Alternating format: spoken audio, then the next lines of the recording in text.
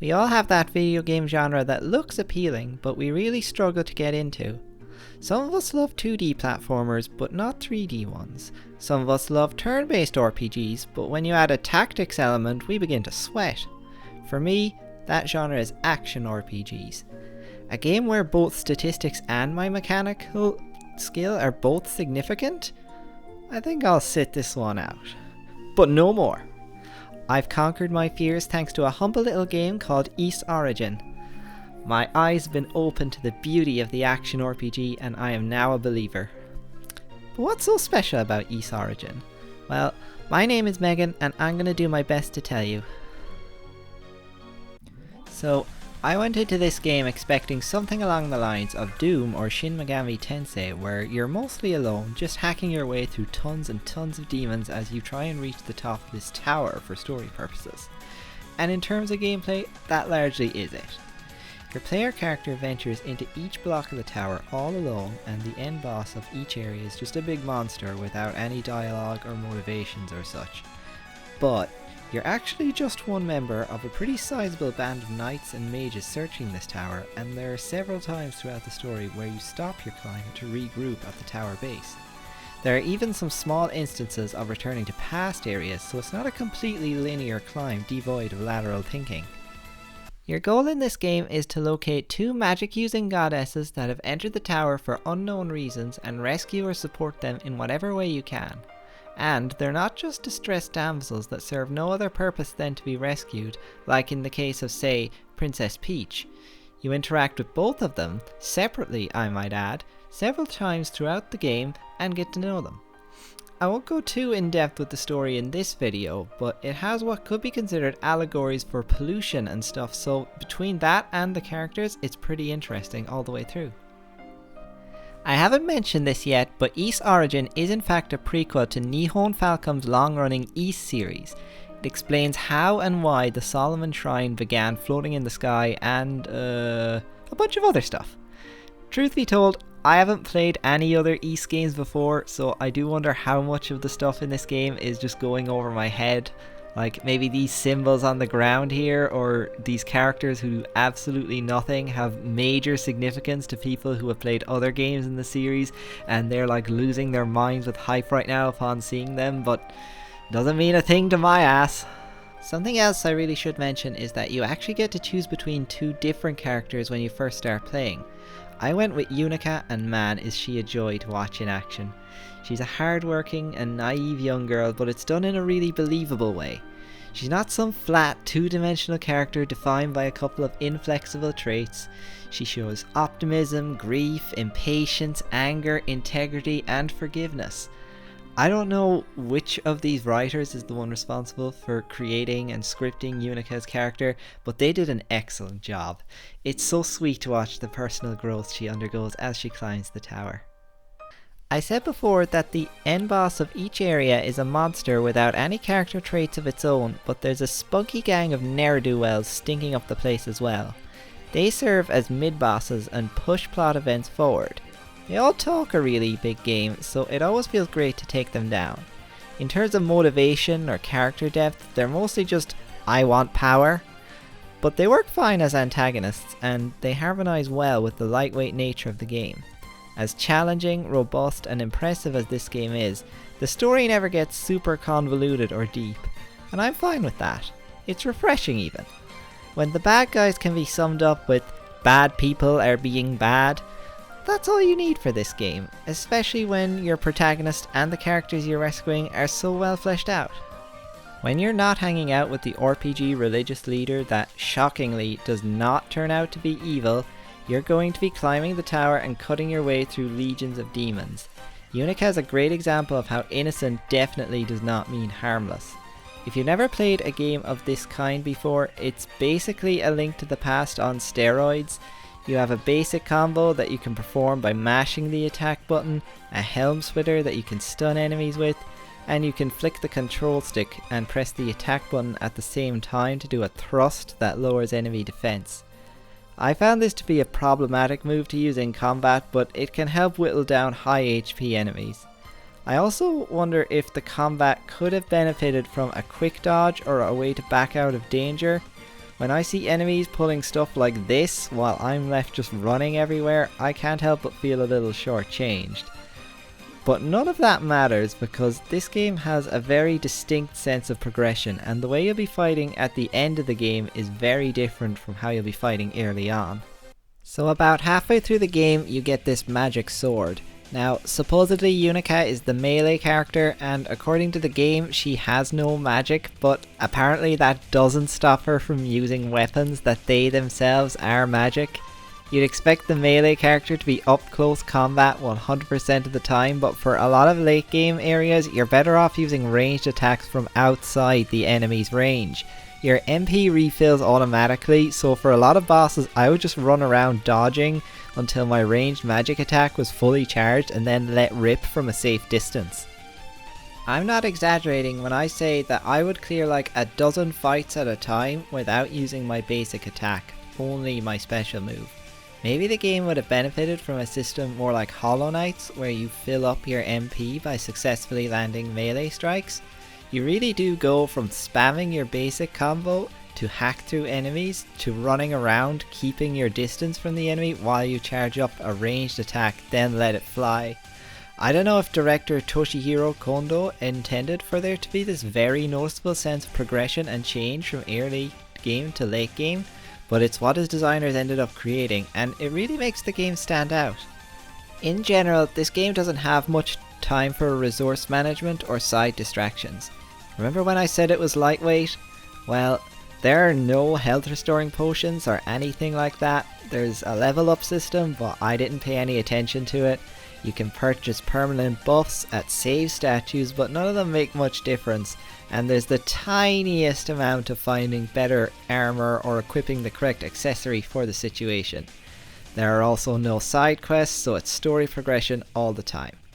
There are some light puzzle solving elements early on that will make you wonder if the game's going to go full on with environmental puzzles and special items to solve them a la Zelda, but that never really takes off. There is a little bit of exploration though. You need to keep your eyes peeled for a Rhoda fruit in each area. You feed it to these kangaroos to get some goodies.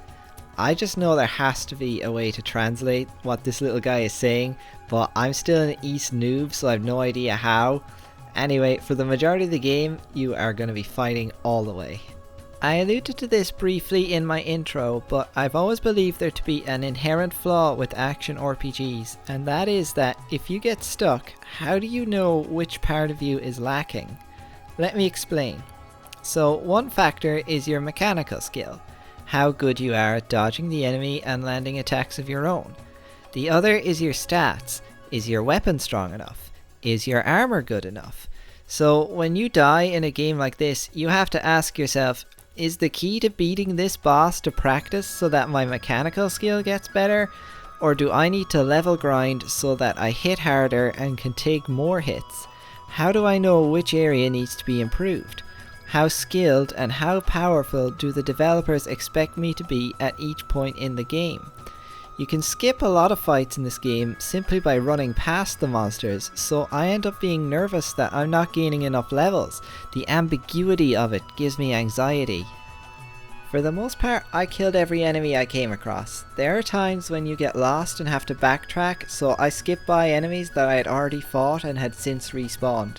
There are also some flat out annoying enemies that I didn't want to fight. The game has a healthy amount of areas where you need to kill every enemy in the room to open a chest or even just proceed, and I appreciate that a lot. That kind of communication to the player that, hey, you should at least have the EXP from these guys before you face the boss, is a great thing for a game like this to have. As I stuck with the game, my fears about this inherent flaw in action RPGs was eased significantly. Maybe you will have a harder time than other players because your stats and equipment weren't good enough. Maybe you'll steamroll an area because you became over leveled simply because you love fighting. And what's wrong with that? Nothing! As long as you figure it out in the end and get the win, what does it matter? So you had a tougher time with this boss because you forgot to spend your latest Clearia ore. So what? Actually, no, always spend that Clearia ore right away. I think East Origin was the game that helped me to learn to not be afraid of this kind of gameplay because of how simple it is. It doesn't take long to try out every combat option and you level up quickly, so you're never stuck feeling unsure of how to overcome a powerful enemy. Now, these flaws can still be present in a game with more complex mechanics, but thanks to my time with East Origin, I feel much more equipped to take on games like this. This game is quite difficult even on normal mode. The sand level will have you tearing your hair out with annoying monsters. You'll absolutely want to upgrade your weapon as soon as you get a new piece of ore because the boss will take pitiful damage if your weapon isn't as strong as it can be for that point in the game.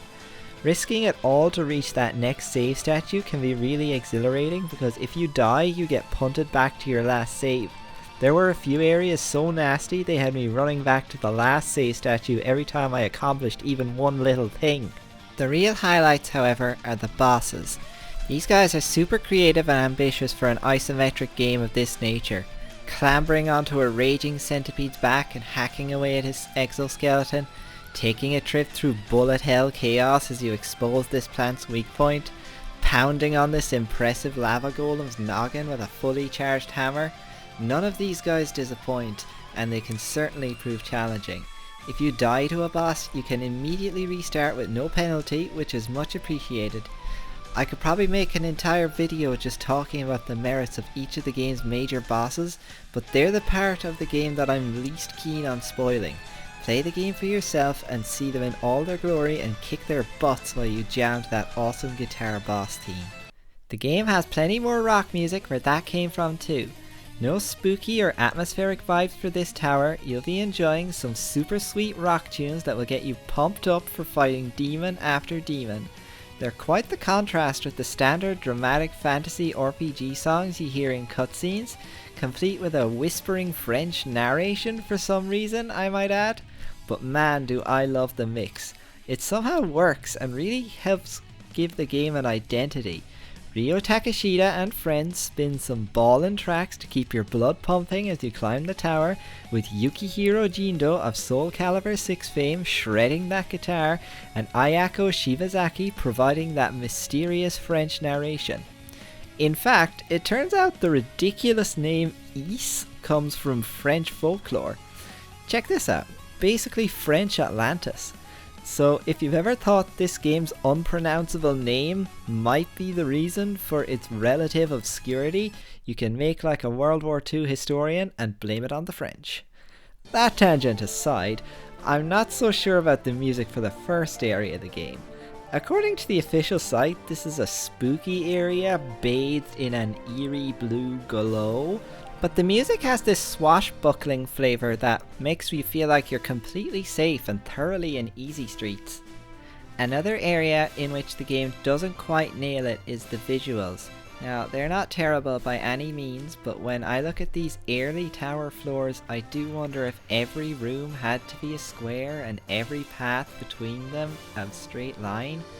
Maybe add some more unique eye candy and visual aspects that flesh out the Ys lore, given that this game is a prequel. Make the rooms and corridors a bit more varied in their shapes. Add some gothic architecture to these halls to improve the atmosphere. Thankfully, later areas step it up nicely with the visual design, so this isn't a prevalent criticism. The graphical interface isn't superb either.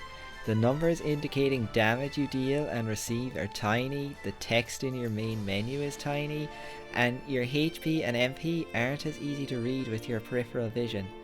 In fact, due to Unica not making so much as a sound when getting hit, it's all too possible to get caught up in the fighting and not notice that you're taking a bunch of damage. This problem mostly goes away with time and practice, but if there's one thing I could change about this game, that would be it. Overall though, there's very little to fault this game on. It knows exactly what it wants to do, does it well, and doesn't waste your time trying to do anything else. Like I said at the beginning, it's a lightweight and digestible game, but one that challenged and surprised me all the way. If you're looking for a strong female character in your video games, Yunika Tova is honestly one of the best I've seen. She's so precious and likable without the writers resorting to any heavy-handed tricks to make her into a waifu or whatever. Play the game, enjoy her story, tweet about how great she is, put it in your Discord status, tell all your friends that Unicat is best girl, and then remember that there's another person you can play as. Yeah, Hugo. What does he bring to this game? Well, I'm going to give him his very own video, completely separate from this one. A part 2 of sorts. Now, the plan is to have it up in the next couple of days, so be sure to check back in soon. That's all for this time. Thank you for watching.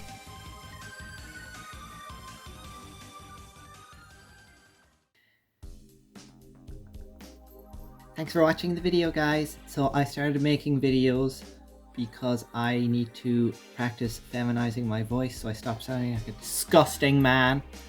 And so when I talk to my friends, I get a little bit too like relaxed and I just slip into guy voice again, and I'm not getting practice in. So I'm hoping that talking to myself in front of a mic will help me get practice in. I'm still really not used to it, like let alone talking in front of a camera, so I know I sound a little bit awkward there, but you know, it's early videos, these things happen. This video really didn't want to get made, is something else I can say about it.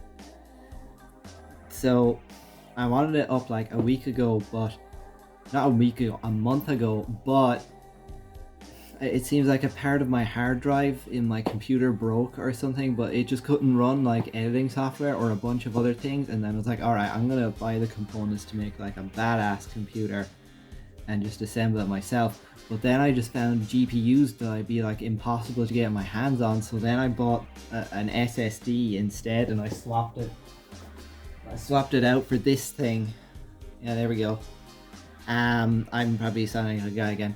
I also bought a webcam for like these outro things that I thought would be fun to do, but I think the USB-C port in my computer is broken because the footage looks all flickery and grainy, so I'm having to use my phone instead. I'm not talking like a girl. There we go, that's a little bit better. A little bit. We're getting there. There's still a lot I need to learn about making videos. When I look at the one that you just watched, all I can see is the stuff I did wrong, and like the stuff that like I wish I could do this, but I haven't learned it yet, but we'll get there. We'll get there. And I didn't want to like not have made a video for like months as I like learn everything there is to know about making videos. So we're just gonna make them as we learn, and hopefully each one will be more impressive than the last. So stay tuned for a Hugo video. I think I promised it in the next few days. We'll see. Editing is slow. But thank you so much for watching, and I hope you have a great day. Bye.